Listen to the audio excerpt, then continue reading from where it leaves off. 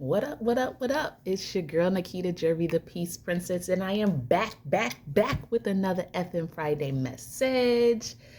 Yes, so every Friday, the Holy Spirit adds His Spirit to my swag, and we break down an F word just for you. So without further ado, today's word is famine, okay? The definition of famine is an extreme scarcity of food, a shortage, and or hunger, okay? I don't know if you've been to the grocery store lately, but bruh, like since the new year, it has been slim pickings. It has been like it is a famine out here, okay? The stores that I have frequented, like whole sections are empty, and the produce section, the meat section, like, I mean, it's slim pickings, okay? So I say all that to say, what happens when you're hungry or when what's available becomes scarce, right? Most people will do things that they never would have even considered before, like just to satisfy their cravings. I know you've seen like TV shows or movies where like there's a famine and then people start eating other people. Yuck, right? So check out Genesis 25:29 through 34, okay? One day, I'm a paraphrase. One day, Jacob was cooking some soup, some stew. And Esau, his brother, came in from the field and he was like starving like Marvin. He said to Jacob, "Yo, give me some of that food. I am extremely hungry." Jacob said, "Bet, but first give me your birthright." Esau replied, "Bruh, I'm about to die. What good is a birthright to me?" So they traded soup for a birthright. Esau ate, drank, and he got up and left. Okay. If you are like me, you have a kind of inclination of what a birthright is, but you're not really sure. No problem. I'm going to fill you in. All right. The birthright was a natural privilege of the firstborn son. Okay. It was twofold. First, it included a double portion of the inheritance from their father. And then two, it included a special ceremonial blessing from the father. Receiving the birthright, the firstborn would become the head of the family, like the whole family, okay?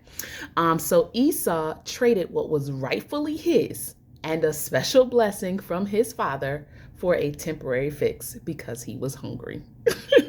Like, it seems really silly, but he did it, right?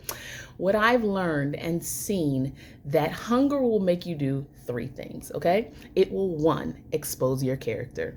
It will, two, exhibit your faith. And it will, three, it will exalt you or your enemy, okay? We saw how it played out with Esau. One, he was impulsive and impatient, okay? And I say impatient because he was a hunter. He was just out in the field. He could have taken what he just killed, cooked it up, and ate it, right? But that takes time. So he was impatient, right?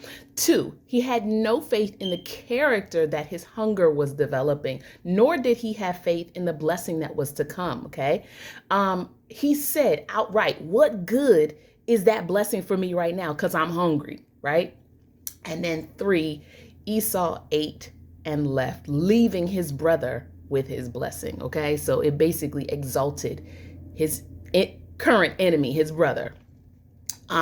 Let's look at how we should, okay, because he's the not should version. Let's look at how we should handle our hunger, okay? In Matthew 4, 1 through 11, Jesus had just fasted for 40 days and 40 nights, and your boy was hungry, okay? Here comes the enemy tempting him to trade his birthright for some food, right?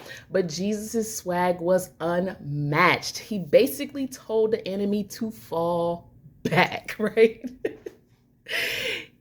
So one, his character, he was confident, he was assertive, right?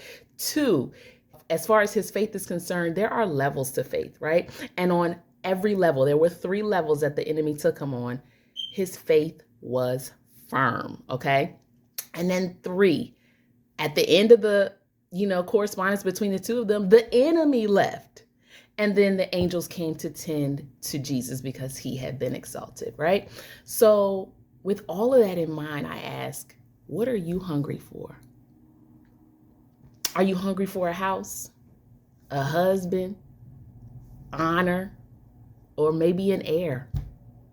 Are you willing to trade that, your future blessing, for a temporary fix? This week, family, I challenge you to check your character. Are you impatient? Are you confident that God will show up on your behalf? 2, check your faith. Do you believe you have received what you've asked for already? And do you believe that the wait is on purpose, that it's developing you to be able to handle your blessing when it comes? And last, check your enemy and tell him to fall back so you can be exalted. I pray that this has blessed you. I'm Nikita Jervy, the Peace Princess. Pre-order your copy of Dumping Dysfunction at ketaspeace.com. Until next week, have a great effing Friday.